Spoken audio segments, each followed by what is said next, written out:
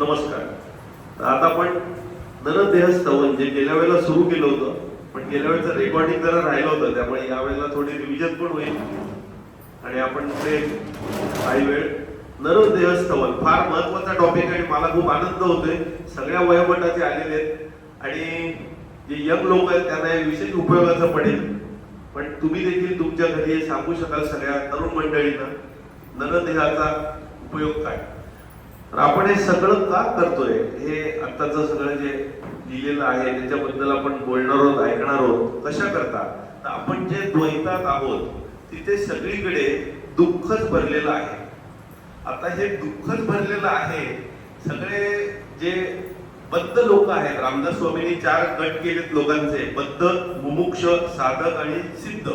तर जे बद्ध लोक आहेत ते म्हणते काय वेळेपणा, फुकट प्रवचन चालू आहे, काही अर्थ नाहीये. जसं चार्वाक म्हणाला, यावत जीवे सुखद जीवे, ऋणम कृत्वा कृतम प्रभे, कृतम पिबे. म्हणजे जोपर्यंत जगतो तोपर्यंत सुखात जगा, कर्ज काढा आणि तूप प्या. भस्मीभूतस्य देहस्य पुनरागमनम कुत. या शरीराचं भस्मच होणार आहे, पुन्हा येणारे कुठे, कशाला, काय उद्याची विचार करा, आजचा जीव जगून घ्या. असे म्हणणारे जे असतात ते बद्ध लोक, त्यांना पुढचं काही पडलेलं नाहीये आणि नंतर जेव्हा ते गर्तेत कोसळतात दुःखाच्या तेव्हा जागे होतात. आता हे सगळं जग दुःखाने भरलेलं आहे, ह्याचा काय पुरावा आहे, कशावरून तुम्ही हे म्हणताय. तर भर्तृहरींनी एक छान श्लोक दिलेला आहे, भोगे रोग भयम. कुठलेही तुम्ही भोग घेतले की रोग होतो. जास्त गोड खाल्लं शुगर वाढणार, जास्त तेलकट तिखट खाल्लं तर ऍसिडिटी पित्त होणार, जास्त सॉल्टी गोष्टी खाल्ल्यात बीपी वाढणार. म्हणजे भोगे रोग भयम. दुसरे कुठले भोग घेत बसलात तर दुसरे नाना विविध रोग होतात, त्याची यादी न संपणारीच आहे. भोगे रोग भयम कुले च्युती भयम. तुम्ही उंच कुलात आलात तर खालती घसरण्याची तुम्हाला भीती असते. वित्ते रूपाला भयम. आता त्या काळी देखील तुमच्याकडे जास्त पैसा आहे तर सरकारी लोक येऊन पैसा घेऊन जातील राज दरबाराचे. युद्धासाठी म्हणा, खजिना भरण्यासाठी म्हणा, म्हणजे ज्याच्याकडे पैसा आहे त्याला देखील भीती की पैसा कधी जाईल. वित्ते रूपाला भयम माने दैत्य भयम. तुम्हाला आज कुणी मान देते तो उद्या तुम्हाला चपलांची माळ पण घालायला कमी करणार नाही. ही नेहमीच भीती टाकते तलवार असते. रूपे जरा भयम. ही रूपवान व्यक्ती आहे, तिला आज न उद्या पण म्हातारा होणार. कुठली सुंदर ऍक्ट्रेस आरशात बघितलं की एक दिवस हे जाणार आणि ते जेव्हा जाणवायला लागतं तेव्हा सगळी दुःख मागे लागतात. मग काही आपल्याला हे मान पराक्रम कीर्ती मिळणार नाही. रूपे जरा भयम बले रिपुभयम. शक्तिमान माणसाला कॉम्पिटिटरची भीती असते. ब्रुसली असेल तर त्याला दुसरं कराटे चॅम्पियनची भीती. म्हणजे त्यांच्या मनात काय असतं की मला तोडीस तोड प्रतिस्पर्धी कोण आहे. शास्त्रीय वादी भयम. जो शास्त्री असतो, इवन शंकराचार्य भारत भ्रमण करत असताना सगळ्यांशी वादाविवाद करून ते जिंकत होते, ज्ञानयोगीच होते. पण तिथे सतत वादाविवाद होता. त्याच्यातही बऱ्याच गोष्टी आहेत त्या आपण नंतर कधी बघू. शास्त्रीय वादी भयम गुणे खलभयम. जे गुणी लोक असतात त्यांना वाईट लोकांची भीती असते की ते त्यांचं गुण खालती घेतील म्हणून. काये कृतांता वयम. ज्यांना शरीर आहे त्यांना एक दिवस हे शरीर संपणार ह्याची भीती आहे. म्हणून भर्तृहरी म्हणतो, सर्व वस्तू भयान्वितम भुवी नो नृणाम. या सगळ्या गोष्टी भयाने भरलेल्या आहेत. वैराग्यम एव अभयम. याच्यात वैराग्य हे शेवटी तुम्हाला अभय देईल. अष्टवक्र गीतेत म्हणतात, द्वैत मूलम सर्वम. म्हणजे इथे या जगात द्वैत मूलम इदम जगत न अस्य अस्य अन्यत भेषजम. म्हणजे याला रेमेडी काही नाहीये. दृश्यम एतम मृषा सर्वम. हे सगळं खोटं आहे. मी एकच आहे, एकोहम चित्रस अमल. जसं सच्चित आनंद न. म्हणजे या द्वैतात दुःखच भरलेलं आहे. पण आता भर्तृहरी म्हणतोय, अष्टवक्र म्हणताय, अजून काय पुरावा आहे, नक्की दुःखच आहे. आता हे दुःखच आहे म्हणाला, तुमची बौद्धिक पातळी पण त्या लेवलची हवी. जेव्हा श्रीराम 15 वर्षाचे असताना दशरथाकडे म्हणतात की मी जरा तीर्थयात्रा करून येतो आणि भावंडाबरोबर तीर्थयात्रा करून येतो आणि आल्यावर त्यांना या सगळ्या गोष्टीची जाणीव होते की हे द्वैत सगळं दुःखाने भरलेलं आहे. सगळ्याचा परिणिती शेवटी दुःखातच आहे, दुसरं काही नाही, उरलं काहीच नाहीये. तर काय नक्की आयुष्याचा अर्थ आहे. म्हणून ते सोबत जातात, रोडावर जातात, पेज निस्तेज व्हायला लागतात. मग तेव्हा वाल्मिकी आलेले असतात, त्यांना ते 2 असुरांना मारायचं असतं. दशरथाला सांगतात की आम्हाला द्या, ते म्हणतात नको नको कसा पाठवू. मग वसिष्ठ म्हणतात नाही नाही बोलवणं पाठवा रामाला. मग राम त्याची व्यथा सांगतो की मला याच्यात सगळा रस गेलेला आहे, सगळं दुःखाने भरलेलं आहे.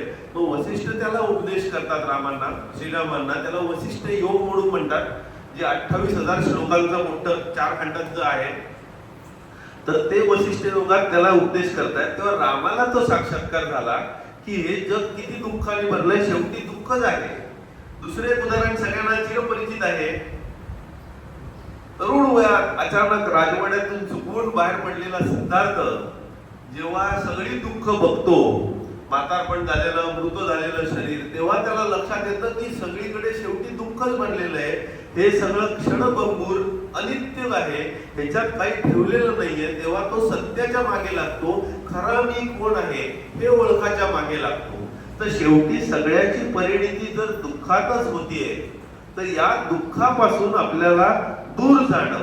हे दुःख काय आहे? कारण आपण सगळ्या अनित्य गोष्टींच्या मागे लागलेलो आहोत. प्रत्येकाला अमर व्हायची इच्छा जबरदस्त असते. अमरत्व म्हणजे काय? जे कधीही ढळत नाही, जे नित्य असतं ते. मग अमरत्व मिळवण्यासाठी या जगात अमर गोष्ट काय आहे? तीच तुमची खरी ओळख आहे, सच्चिदानंद. मग स्वतःची ओळख शोधण्यासाठी तुम्ही केव्हा बाहेर पडणार?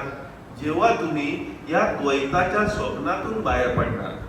परंतु लोकांना हे स्वप्न तुटायला नकोय. ते म्हणतात आमचं स्वप्न छान चालू आहे, आम्हाला आता स्वप्न जगू दे, पुढे होईल तेव्हा बघू. आणि जेव्हा होईल तेव्हा बघू, तोपर्यंत विकेट पडायची वेळ आलेली असते आणि या जन्मीचा काळ निघून गेलेला असतो. म्हणून हे नरदेह स्तवन की तोपर्यंत थांबू नका, स्वप्नातून आत्ताच जागे व्हा. स्वतःची खरी ओळख शोधायचा हाच नरदेह साधन आहे. इतर देही नाही गती, परदेही नाही गती, असं रामदास स्वामी सांगतात. म्हणून ही ओळख करून घेणं गरजेचं आहे की स्वतः कोण, कुठून आलो, काय आहे. आणि हे सगळ्या ओळखीसाठी हा आपला प्रपंच. तर नरदेहाचं स्तवन आपण गेल्या वेळेला जरा वेगळी सुरुवात केली होती, यावेळेला आपण फ्लो चार्ट मधून बघूया. तर नक्की काय आहे, माझी खरी ओळख काय आहे? आता आपण निर्वाण षटकम बघत होतो, शंकराचार्यांचे 6 श्लोक. मी खरा कोण आहे? सच्चित आनंद, शिवोहम शिवोहम. तर खरं सगळीकडे फक्त ब्रह्मन आहे, बाकी काहीच नाहीये. म्हणजे एखादा जर दोर आहे किंवा जर वाळवंट आहे आणि तिथे जर मृगजळ तयार झालं, तर ते मृगजळ प्रत्यक्षात अस्तित्वातच नाहीये. तर आहे ते फक्त ब्रह्मनच आहे. त्याच्यावरती ही माया फक्त अवतरलेली भासतीये. ही माया जर खोटी आहे तर खरं काय आहे हे निर्माण झालेलंच नाही, हा केवळ भ्रम आहे. तर या ब्रह्मन बद्दल काय सांगावं? हे ब्रह्मन बऱ्याच लोकांनी म्हटलेलं आहे. तत्ववेत्ते म्हणतात की जे अद्वैत ज्ञान आहे तेच ब्रह्मन आहे.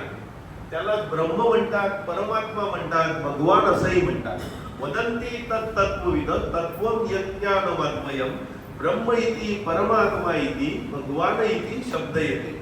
हा ब्रह्मन कसं आहे? अनादी आहे, पूर्वीपासूनच आहे, पुढेही असणार आहे. त्याला अंत आदी काही नाहीये. निर्गुण आहे, ते गुणांच्या पलीकडे. गुण कुठे आले? मायेत आले, प्रकृतीत आले. परमात्मा अयम अव्ययम. ते शरीरात जरी असलं तरी काही करत नसतं, त्यामुळे त्याला काही लागतही नाही. भगवद्गीतेत फेमस श्लोक आहे, या ब्रह्मन हा अंतरात्म्याचा जो परमात्म्याचा अंश आपल्यात आहे. नैनं छिन्नन्ति शस्त्राणि नैनं दहति पावक. कशाने तुम्ही तोडू शकत नाही, कापू शकत नाही, जाळू शकत नाही, ओलं करू शकत नाही, वाऱ्याने कोरडं करू शकत नाही, त्याचे तुम्ही तुकडे तुकडे करू शकत नाही, त्याच्याबद्दल विचारही करू शकत नाही. ते विचारांच्या बुद्धीच्या पलीकडे आहे. असं जे आहे ते ब्रह्मन. आता ब्रह्मन आपल्याला कळलं, मग श्रीकृष्ण भगवद्गीतेत सांगतात या ब्रह्माचा एक अंश, ब्रह्मनचा एक अंश, त्या अंशाने ही सगळी माया भासते.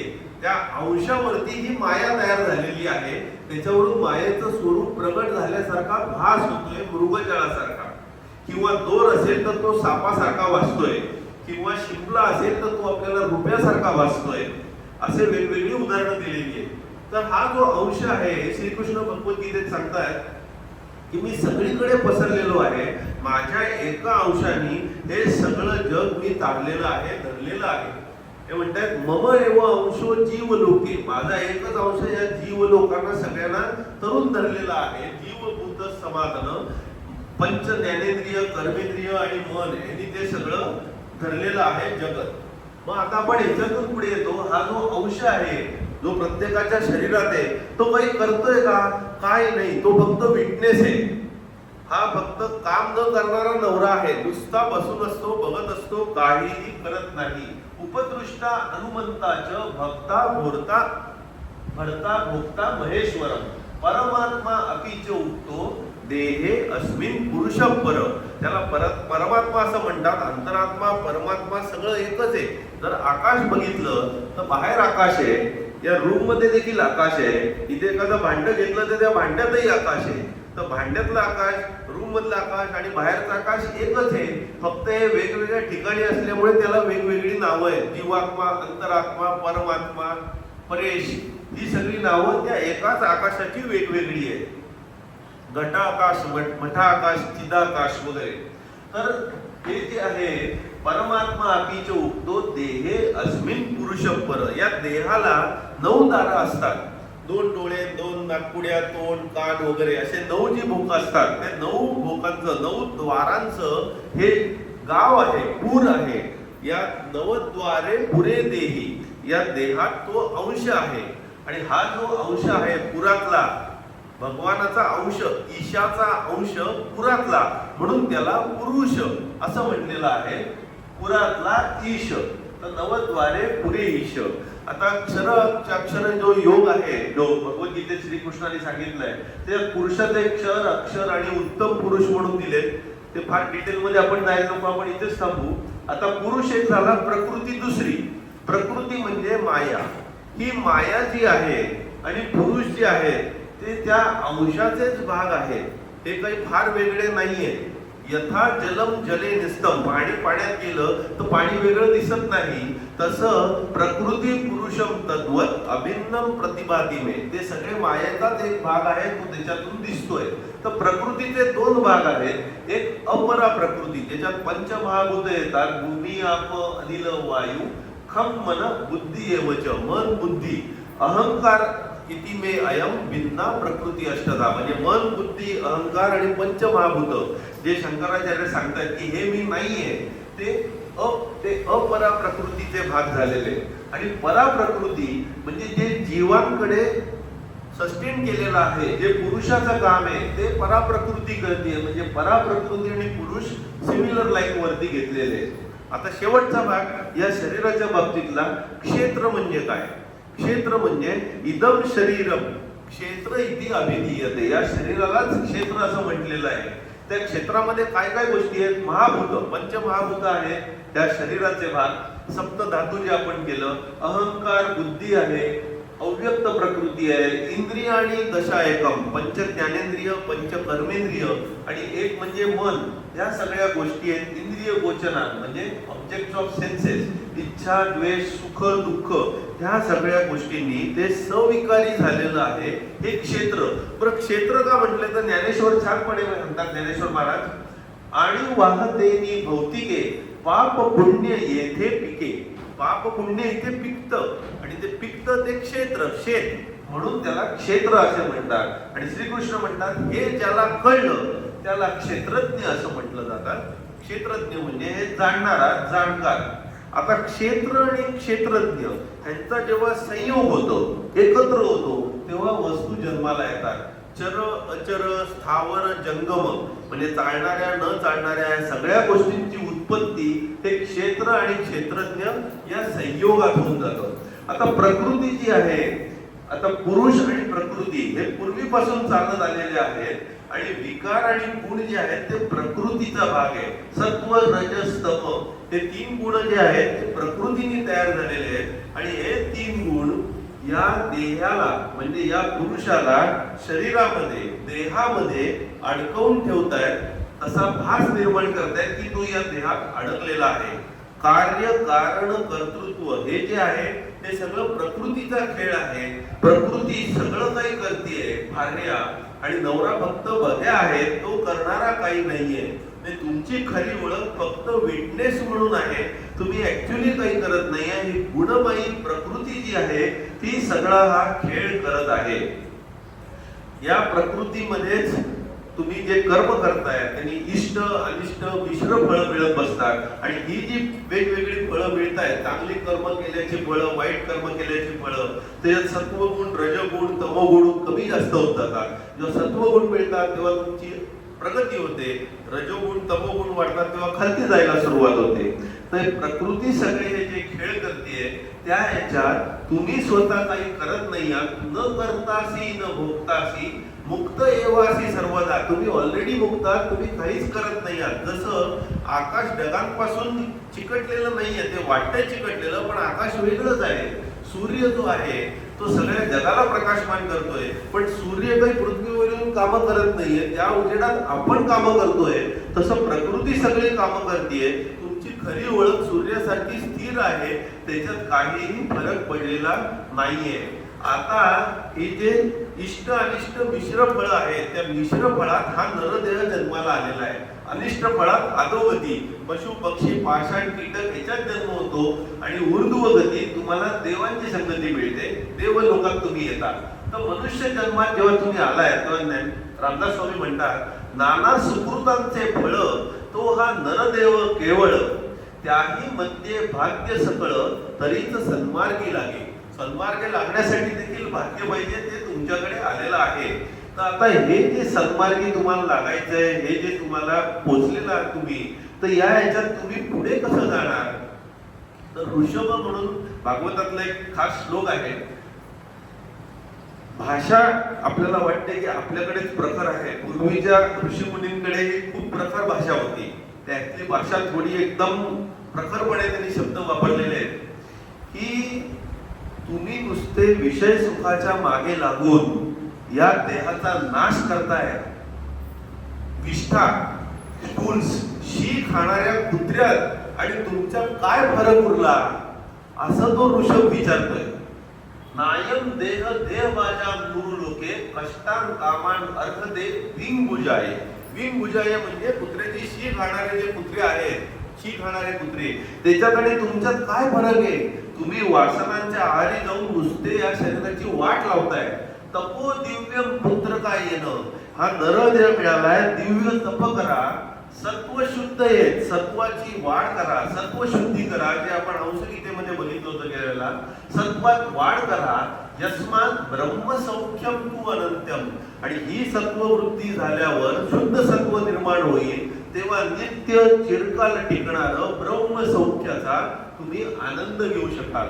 तर हे ब्रह्मसौख्य मिळणार कसं? जेव्हा ते ब्रह्म ज्ञान तुम्हाला मिळेल तेव्हा ब्रह्मसौख्य मिळेल. तर हे ज्ञान जेव्हा तुम्हाला मिळेल तेव्हा अधिक काही पाहिजे अशी तुमची इच्छा निघून जाईल. आणि किती दुःख आलं तरी त्या दुःखाने तुम्ही थोडेही विचलित होणार नाही. म्हणून श्रीकृष्ण अर्जुनाला सांगतायत, यम विद्या चा परम लाभम मन्यते नाधिकम ततम. अजून काही नकोय मला. यस्मिन स्थितो न दुःखेन गुरुणापी विचारले. गुरुणापी म्हणजे खूप मोठं संकट आलं तरी ती व्यक्ती विचलित होत नाही, तिला ब्रह्मज्ञान झालेलं आहे, तिला लक्षात येते आपण स्वप्नात आहोत, इथे काही होणार नाहीये. जोपर्यंत आपण स्वप्नातून जागे होत नाही, स्वप्नात हे खेळ चालूच राहणार.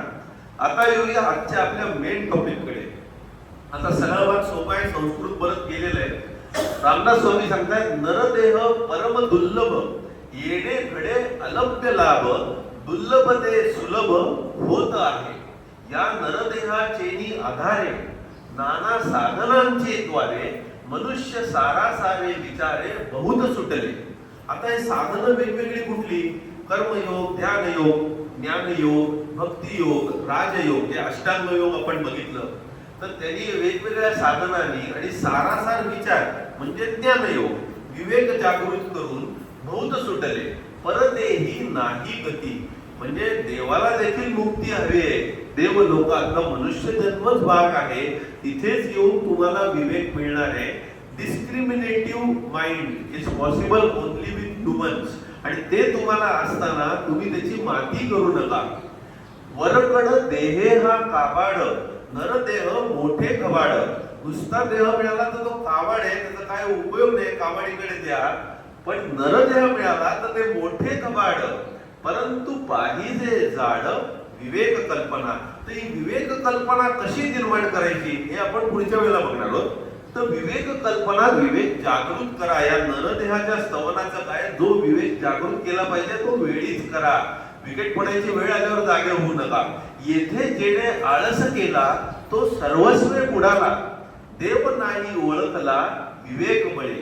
देव म्हणजे काय, जो तुमच्यात माझ्यात सगळ्यांच्यात आहे, तीच आपली खरं गोळ आहे. तो विवेकाने ज्यांनी नाही ओळखला तो सर्वस्व बुडाला. दुर्लभ शरीरी दुर्लभ आयुष्य, याचा करू नये नाश. दास म्हणे सावकाश विवेक पहावा. हे जे अरविंदो गेल्या वेळेला सांगितलं होतं, पॉंडिचेरीला जे अरविंदो आश्रम आहे तिथे अरविंदो लिहितात त्याच्या बोर्डावरती की हा विवेक जागृत व्हायला आयुष्य इतकं खर्ची पडतं की जेव्हा तो जागृत व्हायला सुरुवात होते तेव्हा आपल्या आयुष्याची वेळ संपलेली असते आणि परतीच्या मार्गाला आपण लागलेलो असतो. तर आयुष्य त्याच्यात वाया घालवू नका, एवढंच त्यांचं म्हणणं आहे. आता हे जे जीवन आहे त्याला काय म्हणावं, तर वसिष्ठ योगात वसिष्ठ आम्हाला सांगतायत की नक्की जीवनाचा अर्थ काय आहे. जे तुम्हाला मिळवायचंय, जो विवेक, जे ज्ञान ब्रह्मज्ञान मिळवायचंय ते जेव्हा तुम्ही मिळवता आणि परम निवृत्त स्थानावर पोहोचता त्याला जीवन असं म्हणतात. जो हे मिळवत नाही त्यांनी जीवनाचा नाश केला असं म्हणतात. तर आजचा टॉपिक होता जन्म मृत्यू जरा व्याधी. तर जन्म बघूया काय म्हणतात रामदास स्वामी. कुविद्येचे फळ, कुविद्या त्याला अविद्या आहे, त्याला कळत नाहीये माझी खरी ओळख काय, आणि त्याच्यात तो गुंतून त्या वासनात गुंतलेला आहे, त्यालाच परत परत जन्म मरणाच्या चक्रात पडायला लागतं. म्हणून म्हणतात कुविद्येचे फळ लोभाचे कमळ, जीवाशी बंधन मृत्याशी कारण. जीवाचे मीपण अहंतेचा गुण, हे जी विस्मरण ईश्वराचे. विषयाची आवडी, आता रामदास स्वामींची यमक एकदम भारी होती. विषयाची आवडी दुराशेची बेडी, काळाची काकडी. जेव्हा तुम्ही गर्भात असता तेव्हा तुम्हाला जाणीव असते नक्की तुम्ही कोण आहात. बाहेर झाला तुमची डिलिव्हरी होऊन तुम्ही बाहेर आले, तुम्हाला विसर पडला, या पायाची भुरळ टाकली. म्हणून रामदास स्वामी म्हणतात गर्भी म्हणे सोहम, गर्भी म्हणे सोहम, बाहेरी पडता म्हणे कोहम. म्हणजे जो भगवंताचा भक्त तो जन्मापासून मुक्त, ज्ञानबळे विरक्त सर्व काळ. हे ज्ञानबळ आपण जमूया या नरदेहात आल्याचं. जन्म आलियाचे फळ काही करावे सफळ, जन्म आलियाचे फळ काही करावे सफळ. ऐसे न करिता निर्फळ भूमिभार होय. तो उगीच भूमिभार होऊ नका, काहीतरी करा. आता जन्म झाला, आता मृत्यू बघूया. मृत्यूत श्रीकृष्णाने सुरुवात केली आहे भगवद्गीतेत. पहिल्याच दुसऱ्याच अध्यायात सुरुवात आहे. जेव्हा अर्जुनाला सांगतात अरे रडत बसू नको, उठ. हे सगळे मेले तर काय त्याच्यात प्रॉब्लेम नाहीये. जातस्य ही ध्रुव मृत्यू ध्रुवम जन्म मृतस्य. जो जन्माला आला तो मरणार, मरणार तो परत जन्माला येणार. हे कधी न संपणार आहे. त्याच्यात शोक करून बसू नको, तो युद्धाला सुरुवात कर. जन्म व्हायच्या आधी व्यक्ती कोण असते, अव्यक्त असते, कारण कधी व्यक्त झालेली नसते. आणि मेल्यानंतर काय होते, परत अव्यक्त होते. म्हणजे अव्यक्त व्यक्त अव्यक्त हा खेळ चालूच राहतो. मग दुःख का करायचे आहे, त्याच्यात वेदना का करून घ्यायच्या आहे. म्हणून म्हणतात अव्यक्तादि भूतानि व्यक्तमध्यानि भारत, अव्यक्त निधनान्येव तत्र का परिदेवना. हे शरीर जेव्हा तुम्ही घेता तेव्हा तुमच्या वासना रूपी जे सूक्ष्म जीव असतो तो शरीरात असतो. जेव्हा शरीर सोडता तेव्हा वास किंवा इकडून तिकडे वास कसा सुगंध पसरतो तसं तुमचं शरीर त्या सुगंधाप्रमाणे दुसरीकडे जातं आणि परत दुसरं शरीर ग्रहण करतं. शरीरम यत् अवाप्नोति यच्च विक्रामतीश्वर गृहीत्वा एतानि संयाति वायुर्गंधा निवाशया. शेवटी जेव्हा हे शरीर जुनं होतं, म्हणजे कपडे जुने झाले की तुम्ही ते उतरवता, नवीन कपडे घालता, तसं शरीर जुनं झालं, शरीराची साथ मिळेनाच झाली की हे शरीर उतरवायची वेळ झाली, दुसरं शरीर घेता. वासांसी जीर्णानी यथा विहाय नवानी गृह्णाती नरोपराणी, तथा शरीराणी विहाय जीर्णानी न्यन्यती संयाती नवानी जे. पण रामदास स्वामी सांगतात एका कामासाठी कामोपभोग परमा. हे जे श्रीकृष्ण सांगतात तसं रामदास स्वामी म्हणतात एका काम सुखासाठी जन्म गेला आहारी वय वेचल्या सेवटी एकलेची जावे. तेव्हा कोणी तुला बरोबर नाहीये. संसार म्हणजे सर्वेच स्वार नाही मरणास उदार माफी लागले शरीर घडीने घडी. म्हणजे प्रत्येक क्षण आपलं मरणाच्या दिशेने वाटचाल चालू आहे, त्याला तुम्ही जाणीव ठेवलेली नाहीये. ग्रीसमध्ये जी बेट आहेत तिथे आयलंड मध्ये मोनॅस्ट्रीज आहेत वेगवेगळ्या. तिथले धर्मगुरू असे वरती खालती चढायला लागतं त्यांना, वरती पोचायला खालती जायला.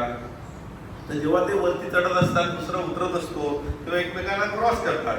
आपण कसं म्हणतो राम राम श्रीराम वेगवेगळे जे आपण सांगतो तसं तिथे म्हणतात मोमेंटो मोरी. एक दुसऱ्याला म्हणतो मोमेंटो मोरी, दुसरा पण याला म्हणतो मोमेंटो मोरी. आता मोमेंटो मोरी हे ग्रीक भाषेत काय नक्की गौड गंमत आहे? साध्या भाषेत सांगायचं झालं बोली भाषेत तर मोमेंटो मोरी म्हणजे भावा तू उद्या खपणार आहे, तुझा वेळ लवकरच येणार आहे, तुला मरण निश्चित आहे. आणि असं बोलून ते जातात. हे काही दुसऱ्याला निराश करण्यासाठी नाहीये पण जाणीव करून देण्यासाठी आहे की घडीने घडी माफी लागले शरीर. याची जाणीव ठेवा, क्षणाचा नाश करू नका. सरता संचिताचे शेष नाही क्षणाचा अवकाश. संचित कर्म संपत आलं. सरता संचिताचे शेष नाही क्षणाचा अवकाश. भरता न भरता निमिक. निमिक म्हणजे क्षण, एकदम बारीक क्षणाला निमिक म्हणतात. जावे लागे सकळ जीवास प्राशन मृत्यूची करी. उपजला प्राणी जाईल बनवा मृत्यू पंथे. जन्माला आलेला प्राणी मृत्यू पंथाने जाणार. ऐसे जाणून या जीवे याचे सार्थक करावे. जगी मरून उरवावे कीर्ती रूपे. कीर्ती करून नाही मेले. रामदास स्वामी पण प्रखर भाषा. कीर्ती करून नाही मेले ते उगेची आले आणि गेले. शहाणे होऊन भुलले काय सांगावे. जसं आपण गेल्या वेळेला सुरुवातीला गोष्टीने सुरुवात केलं होतं ते विमान मिळतं पण ते नुसतं प्रदर्शनात ठेवतात, मग नुसतं चालवतात, मग त्याला टांगा उंट बांधून चालवतात, नंतर तिच्यात ते चालू केलं ते फिरवतात आणि शेवटी उड्डाण होतं. तसं तुमच्याकडे विमान असून त्याचा उपयोग केला नाही, त्या नरदेहाचा तुम्ही काही उपयोग केला नाही. उपयोग काय? एक भुंगा एका कमळामध्ये जातो आणि तिथे कमळाचा मध घेता घेता तिथे झोपून जातो आणि रात्री जागा होतो आणि त्याला लक्षात येतं की अरे आपल्याला बाहेर पडायचं राहून गेलं. ते भुंग्याकडे पॉवर जबरदस्त असते. तो कमळाचे ते पानं प्रोखरून सहज बाहेर येऊ शकतो. मोठ्या झाडाचा खोड पोखरणारा भुंगा कमळ प्रोखरणं काय गडबड. पण तो त्या कमळाच्या प्रेमात पडलेला असतो. त्या कमळाला कशाला त्रास द्या, मला मध हे नंतर पण देईल, मी हे जरा टिकवतो, सकाळ होईल मी उठीन मग कमळ उरलेल आणि मग मी उडून जाईल. या ह्याच्यात तो मांडे खात म्हणजे झोपलेला असतो आणि अचानक एक माजलेला हत्ती त्या सरोवरात येतो आणि त्या हत्तीच्या पायाने ते कमळ चिरडलं जातं आणि त्या भुंग्याची विकेट पडते. ती संस्कृतातली गोष्ट आहे. बंधनानी खलु संती बहुना प्रेम रज्जुकृत बंध मन्यम. बंधन खूप आहेत पण प्रेमाचं मायेचं जे बंधन आहे ते काही वेगळंच आहे. बंधनानी खलु संती बहुना प्रेम रज्जुकृत बंध मन्य दारू भेद निपुणोपी षडंद्री. म्हणजे झाड पोखरणारा षडंद्री म्हणजे भुंगा निष्क्रिय भवती पंकज कोशे. कमळात तो निष्क्रिय पडलेला असतो. रात्री गमिष्यती भविष्यती सुप्रभातम. रात्र जाईल सकाळ होईल तेव्हा मी बघतो. भास्वानु देश्यती हसिष्यती पंकजश्री. त्यामुळे तो भुंगा मांडे खातोय. आता सकाळी जाईल मजेत एकदम हा हंत हंत नलिनीम गज उज्जहार. तोपर्यंत हा रे काय झालं, मोठ्या नलिनी म्हणजे कमळाच्या ह्याच्यात हत्ती आला, गज आला आणि त्यांनी सगळं तोडून नासधूस करून त्याची विकेट पडली. थोडक्यात तुमच्या या नरदेहामध्ये मुक्त होण्याची सगळी साधनं आहेत पण तुम्ही स्वतःची खरी ओळख विसरल्यामुळे या चक्रात परत परत अडकलेला आहात. जन्म मृत्यू जरा व्याधी. जन्म मृत्यू जरा व्याधी बद्दल ज्ञानेश्वर महाराज खूप छानपैकी सांगतात. ज्ञानेश्वरी ये अंगान येता दुरुनी जो देखे. मृत्यू यायच्या आधी म्हातारपणातल्या मोठ्या मोठ्या व्याधी लागायच्या आधी तो दुरूनच बघून ओळखतो की असं होणार आहे. जसं बिल्डिंग इकडे बऱ्याच चालू आहे त्याला ते ओळंबा टाकायचे, तो ओळंबा स्पर्श न करता काही कमी जास्त आहे ते कसं दुरूनच ओळखतो तसा तो ओळखतो. जो दुरूने पाही आणि मृत्यू पुढे आहे तोची कल्पांती काप आहे परी आधीची होईये सावध उजू. म्हणजे उद्या मृत्यू किंवा कल्पांताच्या शेवटी शेवट आहे म्हणण्याच्या ऐवजी तो आजच सावध झालेला आहे. तसे तुम्ही सगळ्यांनी सावध व्हा. ऐसी वार्धक्याची सूचनी आपण या तरुणपणी देखे मजमनी विटे जोगा. जो या सगळ्याला विटून जातो कारण का आपल्याला कळते की हे सगळं जाणार, वार्धक्य येणार. म्हणे पाहे येईल आताचे भोगता जाईल मग काय उरेल हिता लागी. म्हणजे हे सगळं अनित्य आहे, भोगून सगळं जाणार आहे, याच्यात गुंतून राहू नका. पण लहान मुलासारखे आपण सगळे झालेलो, आपल्याला खेळणं काही सोडवत नाही, छोटी बाहुली काही सोडवत नाही, आपल्याला मोठं व्हायचंच नाही, याच्यातच आनंद आहे आपण म्हणतोय. म्हणून ज्ञानेश्वर महाराज खूप छानपणे प्रॅक्टिकल सोल्युशन आपल्या सगळ्यांसाठी देत आहेत. म्हणे पाहे येईल आताचे भोगता जाईल मग काय उरेल हिता लागी. म्हणून नाईकपणे पाहावे तव ऐकूनी घालून सोडावे. म्हणजे जोपर्यंत तुम्हाला कानाने नीट ऐकता येतंय तोपर्यंत चांगल्या चांगल्या गोष्टी सगळ्या ऐकून घ्या. मधुर शास्त्रीय संगीत, परमेश्वराचे भजन सगळं नीट ऐकून घ्या. एक वेळ अशी येणार आहे की तुम्हाला ऐकायला कमी येणार आहे, मशीन लावून पण कधी कधी ऐकायला जमणार नाहीये, तोपर्यंत ऐकून घ्या. पंगू न होता जावे तेच जाय.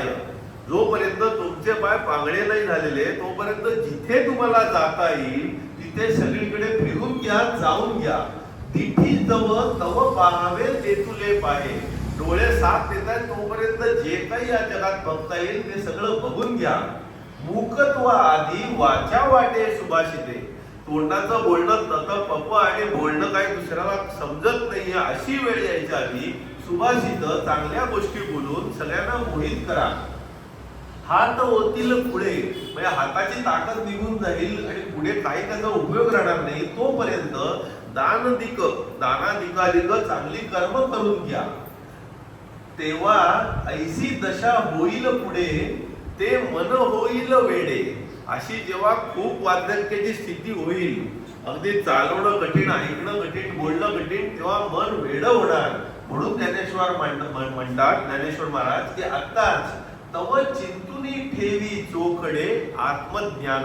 म्हणून आत्मज्ञान आधीच रुटून रट्टा मारून फिक्स करून ठेवा की नंतर काय म्हातारपण यायचं ते येऊ दे, काय व्हायचं ते होऊ दे. ते आताची अवघे सौते गेले मग वार्धक्य यावे मग ते वाया जावे. ते आताची अवघे सवते गेले. आता रामदास स्वामी अजून कठोरपणे घेतात. शतवर्षे वय नेमले. असं म्हणतात 100 वर्ष जगायचंय माणसानी. असं आपण तेव्हा रामदास स्वामींच्या काळात पण 100 वर्ष हा प्रकार होता. शतवर्षे वय नेमिले बालपण नेणता गेले. समज आलेली नसते त्याच्यात बालपण निघून गेलं, तो भाग कट झाला. तारुण्य अवघेची वेचिले विषयांवरी. तरुणपणात विषय सुखाच्या मागे धावत धावत तारुण्य वाया गेले. वृद्धपणी नाना भोग भोगणे लागे कर्मभोग. जे कर्मभोग आहेत ते वृद्धपणी नाना भोग भोगायची वेळ आली. आता भगवंताचा योग कोणे वेळे. तेव्हा भगवंताचा योग केव्हा येणार. शंकराचार्यांनी फार सुंदर दिलं होतं, जे आपण सुरुवातीच्या चरपट पंचरिकेत घेतलं होतं. बालस्तावत क्रीडासक्त. बाळ जे असतं ते क्रीडेच्या मागे असतं. तरुणस्तावत तरुणीसक्त. तरुणीच्या मागे धावण्यात बिझी असतो. वृद्धस्तावत चिंतासक्त. वृद्ध नुसता चिंतेत गुंतलेला असतो. परमे ब्रह्मणी कोपी न सक्त. परंतु तुमच्या खऱ्या ओळखीत ब्रह्मात कोणालाही इंटरेस्ट नाहीये. आपल्या एका गाण्यात पण आहे, बचपन राज कपूरचं, बचपन लडकपन में खोया जवानी नींद भर सोया बुढापात एक कर रोया कहाणी ये पुरानी है. म्हणून वृद्धाप्याचे नी आठवे वृद्धाप्या जो नागवे त्याच्या ठाई जाणावे ज्ञान आहे. संग नरदेह जोडले आणि परमार्थ बुद्धी विसरले ते मूर्ख भ्रमले माया जळी. देह परमार्थी लावणे तरीच याचे सार्थक झाले. नाही तरी हे व्यर्थची गेले नाना आघाते मृत्यूपंथे. एक सावकार असतो, तिथे 4 बायका असतात. फार कठोर निर्दय सावकार असतो. कवडी चुंबक सगळे जमवलेले असतात. फुल प्रॉपर्टी आहे, ते सगळं 4 बायका पण केलेल्या असतात. चौथी एकदम तरुण असते, पहिली एकदम वीक असते, तिच्याकडे लक्ष दिलेलं नसतं आणि सगळं चालू असतं आणि आजार लागायला लागतात, सगळे भोग असतात, रोग होतात आणि शेवटी मृत्यू पंथावर तो येतो, शेवट मृत्यूशय्येवर पडलेला असतो. आणि आता विकेट पडणार त्याला जेव्हा साक्षात्कार होतो तेव्हा तो सगळ्यांची चौथी बायको लेटेस्ट असते, तिला बोलवतो की अगं माझी आता वेळ झाली आहे, तू येते का माझ्या बरोबर पुढच्या प्रवासाला. ती म्हणते तुमची विकेट पडली की लगेच मी दुसरं लग्न केलं, विषय संपला, मी तरुण आहे, काय तू म्हातारा झाला, पैसे दिले भरपूर झालं, अरे मी तुला एवढे दागिने दिले, काय संबंध नाही, विकेट पडल्यावर मी चालले. तो निराश होतो, तो म्हणतो ठीक आहे, त्याच्या सेकंडला ती तरुण आहे, तिला बोलवूया, तिसरी बायको. तिसऱ्या बायकोला विचारतो अगं तुला मी गाडी बंगला दिला, एवढं काय काय दिलं, तू येते का माझ्याबरोबर. ती म्हणते नाही, अर्थबार 5-10 दिवस तुमच्याकरता दुःख करीन, मग मी दुसरं लग्न करून टाकणार, मी पण जाणार. हा परत डोक्याला हात लावतो, आता काय बोललं, मग दुसरी बायको आठवते, मग दुसऱ्या बायकोला वाक मारतो, अगं ये ग, तुला मी एवढी मुलं दिली, त्यांचं शिक्षण वगैरे करवलं, एवढं मोठं केलं, तू चाललं माझ्याबरोबर. ती म्हणते नाही, अर्थभर महिना वर्षभर, त्याच्या पुढे काय संबंध नाही, त्याच्या पुढे तुमचा विचार पण माझ्या मनात येणार नाही, विषय संपला, मी पण लग्न करून मोकळी होणार. तो एकदम फ्रस्ट्रेट होतो. त्याला अचानक लक्षात आलं अरे आपली एक पहिली बायको पण होती, आपण तिच्याकडे कधी बघितलंच नाही, विसरूनच गेलो. आता त्याला फार लाज वाटते, तिला हाक मारायचं कसं, तरी तो असं हाक मारतो, अगं आहेस का ग, तिचा लगेच आवाज येतो, आहे ना मी तुमच्या जवळ येते. तो बघतो ती अशी सुकलेली पेन निस्तेज झालेली असते.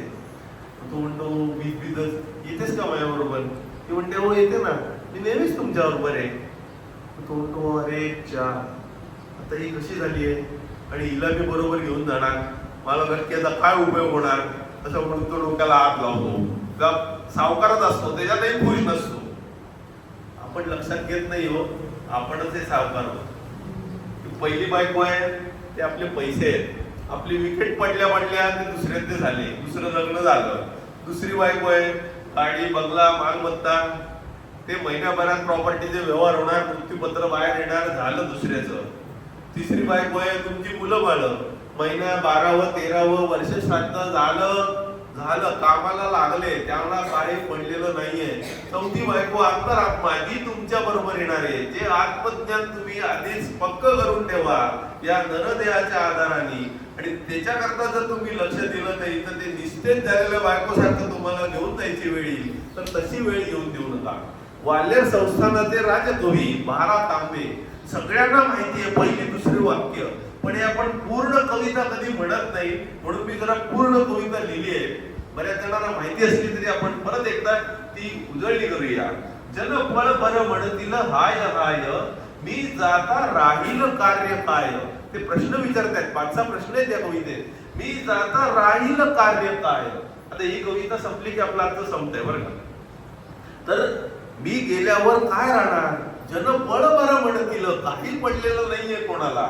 सूर्य तळपतील, चंद्र झळकतील, तारे आपुला क्रम आचरतील, असेच वारे पुढे वाहतील, होईल काही का अंतराय.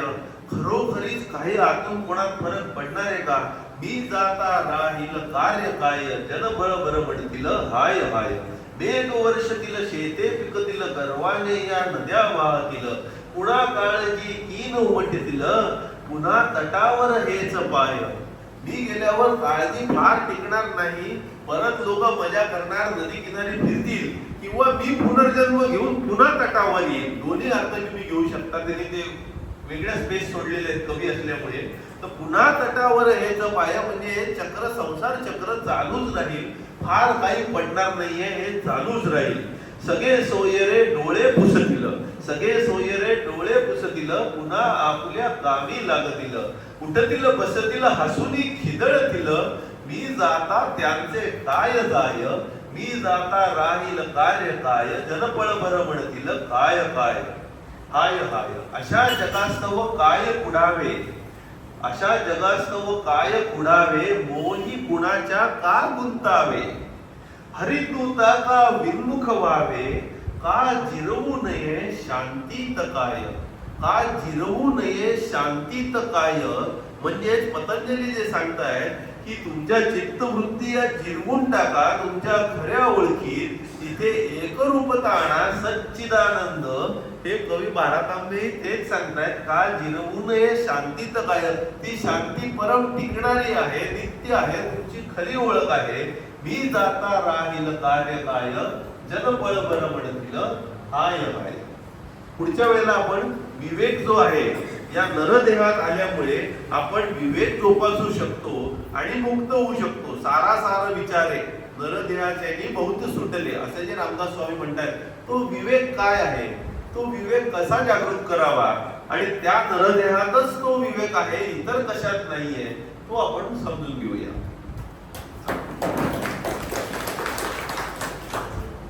पसायदानानी शेवट करूया. आता विश्वात्मके देवे येणे भाग्यज्ञे तोषावे तोषोनी मज द्यावे असाय दानहे. जे कळांची व्यंकटी सांडो तया सत्कर्मी रती वाढो. भूता परस्परा पडो मैत्र दिवाचे दुरितांचे तिमिर जावो. विश्वस्वधर्मे सुये पाहो जो ते वांछील तो ते लाहो. प्राणी जात